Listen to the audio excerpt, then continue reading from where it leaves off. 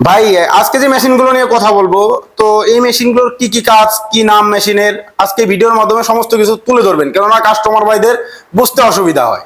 যে আজকে আপনারা দেখতে পাচ্ছেন এখানে অসংখ্য ধরনের আমরা মেশিন নিয়ে আসছি, একসাথে মনে করেন 5টা মেশিন। তো এই মেশিনগুলো কি, আসলে এই মেশিনগুলো হলো আধুনিক একটি মেশিন। খামারি ভাইদের জন্য, তাদের সমস্যার সমাধান করার জন্য, তাদের কাজকে ইজি করার জন্য এবং একটি গাভীর দুধ দহন করার জন্য সহজ উপায়, সবচেয়ে সহজ system milking machine. Milking machine মানে গরুর দুধ দহন করানো মেশিন। দুধ দহন করার মেশিন। তো দর্শক ভাই কিন্তু বলে দিছে যে এটা কিন্তু দুধ দহন করা মেশিন, আর এটার কি কি কাজ এখন সেই সম্পর্কে আমরা জানবো। জি, এখানে আপনারা দেখতে পাচ্ছেন যে মেশিনগুলো আসলে খামারে যখন অনেক গরু থাকে, গাভীর গরু থাকে, অনেক সময় দুধ দহন করা সমস্যা হয়ে যায়। হাত দিয়ে প্রচুর পরিমাণে সময় লাগে, লেবার পাওয়া যায় না, টাকা দিলেও লেবার আসে না।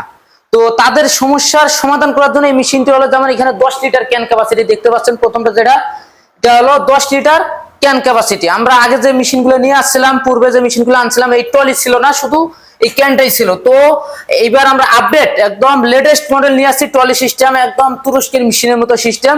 যে কোনো জায়গায় খুব সহজেই ঠেলে নিতে পারবেন এই মেশিনটি। একসাথে 4টা বাট আছে এবং একটা গাভী একসাথে দহন করা সম্ভব এই মেশিন দিয়ে। ঘন্টায় 4 থেকে 5টা গাভী দহন করা সম্ভব।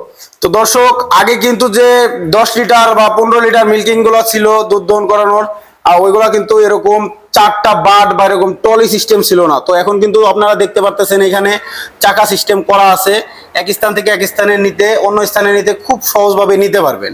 তো এটা 10 লিটারের কথা বললো, এটা চার্জার ও অ্যাডাপ্টার দুইটাই আছে। 3 থেকে 4টা গাভীর দুধ দহন করা যাবে ভাই বললো।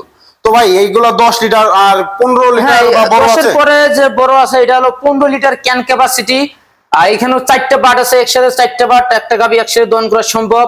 এবং এই মেশিনের সবচেয়ে যেটা গুরুত্বপূর্ণ বিষয় এবং যেটা খুবই আকর্ষণীয় বিষয়, আপনার জানলে হয়তো বা চমকে যাবেন। তো সেই বিষয়টা হলো যে এই মেশিনে কোনো ধরনের রানিং কারেন্টের দরকার নাই, যে আমার গাভী দুধ দহন করবো, খাবারে কারেন্ট নাই, আমার বসে থাকতে হবে, এই ধরনের কোনো প্রবলেমে ফেস করতে হবে না এই মেশিনে। এই মেশিনে একবার চার্জার দিয়ে আপনার এই পাওয়ার অ্যাডাপ্টার চার্জ করে রাখলে 2.5 থেকে 3 ঘন্টা দুধ দহন করা সম্ভব, খুব সহজে ইজিলি হবে। আপনার বাসায় যদি কারেন্ট নাও থাকে, বা বাংলাদেশে বেশিরভাগ অঞ্চলে কারেন্ট সময় মতো থাকে না, চলে যায়, খামারে গাভী পড়ে থাকে, পরবর্তীতে দুধ নষ্ট হয়ে যায়, সেক্ষেত্রে তাদের সমস্যার সমাধানের জন্য আমরা এই মেশিনটা নিয়ে আসছি। কোনো ধরনের রানিং কারেন্টের দরকার নাই, রানিং বিদ্যুতের দরকার নাই। একবার চার্জ করে রাখলে আপনারা 3 থেকে 4 ঘন্টা চালাতে পারবেন অনায়াসে সুন্দরভাবে।